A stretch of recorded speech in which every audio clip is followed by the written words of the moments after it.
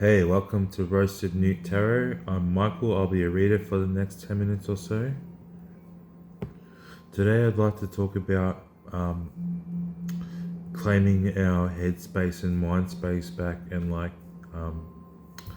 how when you are on the path of spiritual awareness and consciousness and expanding your awareness and your mind and stuff, because everything in reality and universe has an equal and opposite reaction. The more you expand your mind, the more it's eventually going to come back and start compressing inward, and that's when you it feels like everything's attacking you and the gangstalking gets more intense. It's because you've put so much positive expansion into your thoughts and expanding your mind and spirituality. The opposite has to come back and try and drill you in the head, and it can feel like you're being totally hammered, and you'll have a nervous system reaction. But what I was also trying to say is that's because we've given up. We've been tricked and duped into letting other things control how we think and feel and respond to stimuli. Like everything around you and everything that you're aware of, you have at least a subconscious opinion and reaction and natural feeling or vibe from that thing. Like say a certain type of video that you don't like, or everything has a sort of response in your own body. Like, you know what I mean? It's like you have an opinion about everything, and those things can trigger feelings, and it's because you've trained or your brain has grown, or you've been conditioned to always have that negative or positive response to that stimuli. Stimuli can be anything, like anything you see. You have has a certain connection in your computer mind, your mind computer, because the brain is like a supercomputer, and the more you work it, the more it gets tired. So sometimes it has to come back and compress inward, and that's when you feel those demonic, fucked up, scattered thought patterns. But what I was trying to say is about claiming it back. You gotta sort of, when you're being spiritually attacked intensely, you sort of gotta, you gotta endure through it, but you also gotta stand your ground. Don't do anything stupid, don't act out, but there is a deeper lesson that you can learn from it. It's kind of like a computer video game where eventually, at first you think, oh, this is really hard and intense and I don't know what the fuck's going on, but after it does the same thing for a while, you eventually find the way out, and you learn a really powerful, strengthening lesson. Not to say that this shit doesn't traumatize the crap out of you, but here's the good thing, man. You actually signed up for this before you came to Earth. You signed a contract that all this shit would automatically happen if you try and go the positive route, So it's kind of planned out, but it's kind of interactive at the same time. It's up to you about how you feel or think or respond to things, and don't be afraid to claim your own space, claim your own mind, thinking and aura. Instead of compressing yourself and shying away and always excusing yourself and dimming your light and not allowing yourself to breathe, just fucking let it all out and don't worry about what any fucking thing's gonna do. It'll still do the same shit, but you'll be able to just be yourself more and not compress,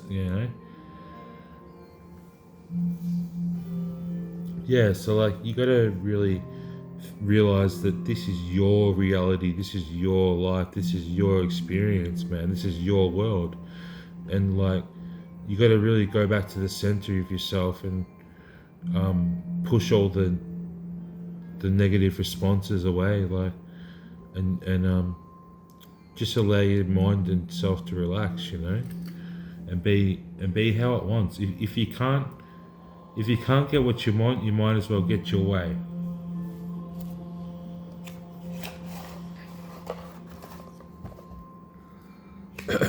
So yeah, you can do things that you can affirm things like, this is my world.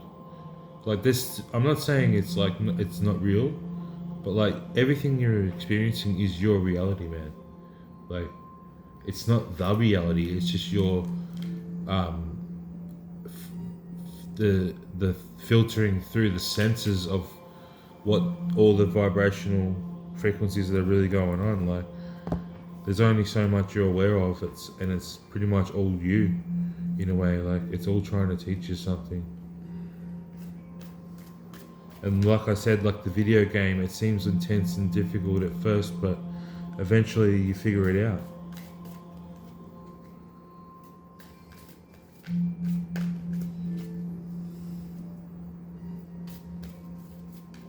Yeah.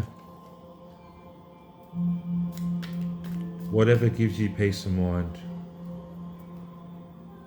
Gardening will save you, music will save you, eating healthy will save you. Letting go. Try not to overthink, just try to underthink. I don't know, have you seen those retard maxing videos? Sometimes there's a time, like I always say, there's a time and place for everything. So you got to cheer yourself and be funny and silly sometimes, but you got to get down to business and be serious other times.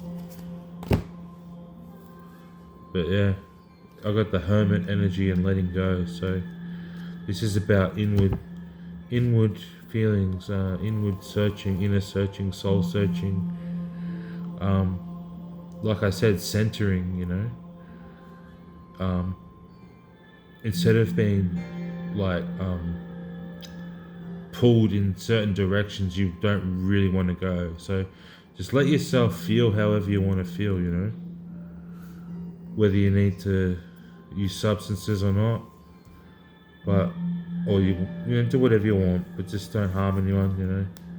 Don't harm yourself. But yeah, you know what I mean. Like, just claim your space back, claim your mental headspace back, and realize that everything in your awareness is a part of you somehow. It's all connected to you. And the more you expand your mind and consciousness, the more it's going to snap back and you're going to crash back down. But that's when you learn the toughest lessons,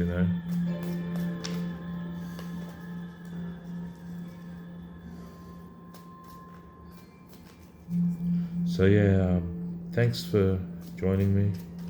I might wrap it up soon, but I'm just going to pull one more card and see if I get an idea, and that's it. But yeah, you get the gist.